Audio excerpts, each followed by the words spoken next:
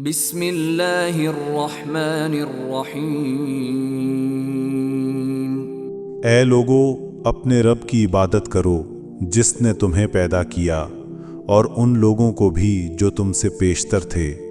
تاکہ تم پرہیزگار بن جاؤ، جس نے تمہارے لیے زمین کو فرش اور آسمان کو عمارت بنایا اور آسمانوں کی طرف سے پانی برسایا، پھر اس کے ذریعے تمہارے کھانے کے لیے انواع و اقسام کے پھل پیدا کیے، پس تم اللہ کے لیے شریک نہ ٹھہراؤ، حالانکہ تم حقیقت حال جانتے ہو۔ اور اگر تم اس کلام کے بارے میں شک میں مبتلا ہو جو ہم نے اپنے برگزیدہ بندے پر نازل کیا ہے، تو اس جیسی کوئی ایک صورت ہی بنا لاؤ، اور بے شک اللہ کے سوا اپنے سب حمایتیوں کو بلا لو اگر تم اپنے شک اور انکار میں سچے ہو۔ پھر اگر تم ایسا نہ کر سکو اور ہرگز نہ کر سکو گے، تو اس آگ سے بچو جس کا ایندھن آدمی یعنی کافر اور پتھر یعنی ان کے بت ہیں، جو کافروں کے لیے تیار کی گئی ہے۔ اور اے حبیب، آپ ان لوگوں کو خوشخبری سنا دیں جو ایمان لائے اور نیک عمل کرتے رہے کہ ان کے لیے بہشت کے باغات ہیں جن کے نیچے نہریں بہتی ہیں۔ جب انہیں ان باغات میں سے کوئی پھل کھانے کو دیا جائے گا تو ظاہری صورت دے کر کہیں گے، یہ تو وہی پھل ہے جو ہمیں دنیا میں پہلے دیا گیا تھا، حالانکہ انہیں صورت میں ملتے جلتے پھل دیے گئے ہوں گے۔ ان کے لیے جنت میں پاکیزہ بیویاں بھی ہوں گی اور وہ ان میں ہمیشہ رہیں گے۔ بے شک اللہ اس بات سے نہیں شرماتا کہ سمجھانے کے لیے کوئی بھی مثال بیان فرمائے، خواہ مچھر کی ہو یا ایسی چیز کی جو حقارت میں اس سے بھی بڑھ کر ہو۔ تو جو لوگ ایمان لائے وہ خوب جانتے ہیں کہ یہ مثال ان کے رب کی طرف سے حق کی نشاندہی ہے، اور جنہوں نے کفر اختیار کیا وہ اسے سن کر یہ کہتے ہیں کہ ایسی تمثیل سے اللہ کو کیا سروکار۔ اس طرح اللہ ایک ہی بات کے ذریعے بہت سے لوگوں کو گمراہ ٹھہراتا ہے اور بہت سے لوگوں کو ہدایت دیتا ہے، اور اس سے صرف انہی کو گمراہی میں ڈالتا ہے جو پہلے ہی نافرمان ہیں۔ یہ نافرمان وہ لوگ ہیں جو اللہ کے عہد کو اس سے پختہ کرنے کے بعد توڑتے ہیں اور اس تعلق کو کاٹتے ہیں جس کو اللہ نے جوڑنے کا حکم دیا ہے، اور زمین میں فساد بپا کرتے ہیں۔ یہی لوگ نقصان اٹھانے والے ہیں۔ تم کس طرح اللہ کا انکار کرتے ہو حالانکہ تم بے جان تھے؟ اس نے تمہیں زندگی بخشی، پھر تمہیں موت سے ہمکنار کرے گا اور پھر تمہیں زندہ کرے گا، پھر تم اسی کی طرف لوٹائے جاؤ گے۔ وہی ہے جس نے سب کچھ جو زمین میں ہے تمہارے لیے پیدا کیا، پھر وہ کائنات کے بالائی حصوں کی طرف متوجہ ہوا تو اس نے انہیں درست کر کے ان کے 7 آسمانی طبقات بنا دیے، اور وہ ہر چیز کا جاننے والا ہے۔ اور وہ وقت یاد کریں جب آپ کے رب نے فرشتوں سے فرمایا کہ میں زمین میں اپنا نائب بنانے والا ہوں۔ انہوں نے عرض کیا، کیا تو زمین میں کسی ایسے شخص کو نائب بنائے گا جو اس میں فساد انگیزی کرے گا اور خون ریزی کرے گا،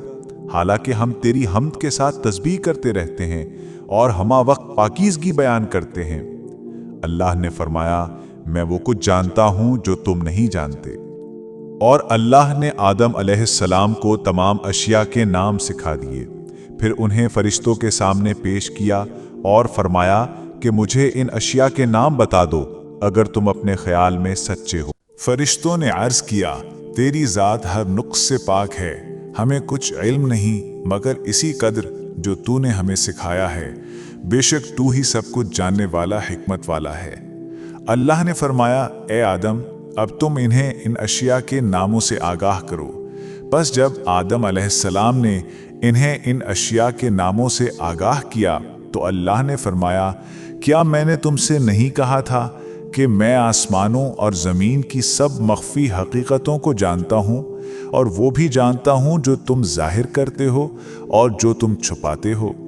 اور وہ وقت بھی یاد کریں جب ہم نے فرشتوں سے فرمایا کہ آدم علیہ السلام کو سجدہ کرو تو سب نے سجدہ کیا سوائے ابلیس کے، اس نے انکار اور تکبر کیا اور نتیجتاً کافروں میں سے ہو گیا۔ اور ہم نے حکم دیا، اے آدم، تم اور تمہاری بیوی اس جنت میں رہائش رکھو اور تم دونوں اس میں سے جو چاہو جہاں سے چاہو کھاؤ، مگر اس درخت کے قریب نہ جانا ورنہ حد سے بڑھنے والوں میں شامل ہو جاؤ گے۔ پھر شیطان نے انہیں اس جگہ سے ہلا دیا اور انہیں اس راحت کے مقام سے جہاں وہ تھے الگ کر دیا، اور بالآخر ہم نے حکم دیا کہ تم نیچے اتر جاؤ، تم ایک دوسرے کے دشمن رہو گے۔ اب تمہارے لیے زمین میں ہی معینہ مدت تک جائے قرار ہے اور نفع اٹھانا مقدر کر دیا گیا ہے۔ پھر آدم علیہ السلام نے اپنے رب سے عاجزی اور معافی کے چند کلمات سیکھ لیے، پس اللہ نے ان کی توبہ قبول فرما لی۔ بے شک وہی بہت توبہ قبول کرنے والا مہربان ہے۔ ہم نے فرمایا تم سب جنت سے اتر جاؤ، پھر اگر تمہارے پاس میری طرف سے کوئی ہدایت پہنچے تو جو بھی میری ہدایت کی پیروی کرے گا نہ ان پر کوئی خوف طاری ہوگا اور نہ وہ غمگین ہوں گے، اور جو لوگ کفر کریں گے اور ہماری آیتوں کو جھٹلائیں گے تو وہی دوزخی ہوں گے، وہ اس میں ہمیشہ رہیں گے۔ اے اولاد یعقوب، میرے وہ انعام یاد کرو جو میں نے تم پر کیے، اور تم میرے ساتھ کیا ہوا وعدہ پورا کرو، میں تمہارے ساتھ کیا ہوا وعدہ پورا کروں گا، اور مجھ ہی سے ڈرا کرو۔ اور اس کتاب پر ایمان لاؤ جو میں نے اپنے رسول محمد صلی اللہ علیہ وآلہ وسلم پر اتاری ہے، حالانکہ یہ اس کی اصلاً تصدیق کرتی ہے جو تمہارے پاس ہے، اور تم ہی سب سے پہلے اس کے منکر نہ بنو، اور میری آیتوں کو دنیا کی تھوڑی سی قیمت پر فروخت نہ کرو، اور مجھ ہی سے ڈرتے رہو، اور حق کی آمیزش باطل کے ساتھ نہ کرو، اور نہ ہی حق کو جان بوجھ کر چھپاؤ، اور نماز قائم رکھو اور زکوٰۃ دیا کرو، اور رکوع کرنے والوں کے ساتھ مل کر رکوع کیا کرو۔ کیا تم دوسرے لوگوں کو نیکی کا حکم دیتے ہو اور اپنے آپ کو بھول جاتے ہو، حالانکہ تم اللہ کی کتاب بھی پڑھتے ہو؟ تو کیا تم نہیں سوچتے؟ اور صبر اور نماز کے ذریعے اللہ سے مدد چاہو،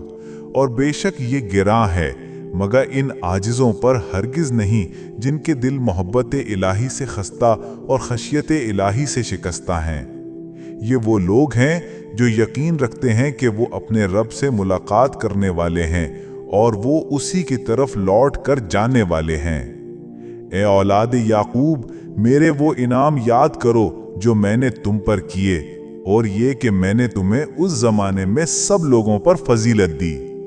اور اس دن سے ڈرو جس دن کوئی جان کسی دوسرے کی طرف سے کچھ بدلہ نہ دے سکے گی، اور نہ اس کی طرف سے کسی ایسے شخص کی کوئی سفارش قبول کی جائے گی جسے اس نے الہی حاصل نہ ہوگا،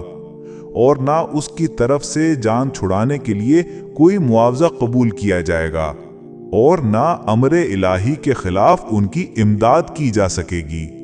اور وہ وقت بھی یاد کرو جب ہم نے تمہیں قوم فرعون سے نجات بخشی جو تمہیں انتہائی سخت عذاب دیتے تھے، تمہارے بیٹوں کو ذبح کرتے تھے اور تمہاری بیٹیوں کو زندہ رکھتے تھے، اور اس میں تمہارے پروردگار کی طرف سے بڑی کڑی آزمائش تھی۔ اور جب ہم نے تمہیں بچانے کے لیے دریا کو پھاڑ دیا سو ہم نے تمہیں اس طرح نجات عطا کی، اور دوسری طرف ہم نے تمہاری آنکھوں کے سامنے قوم فرعون کو غرق کر دیا۔ صدق اللہ العظیم۔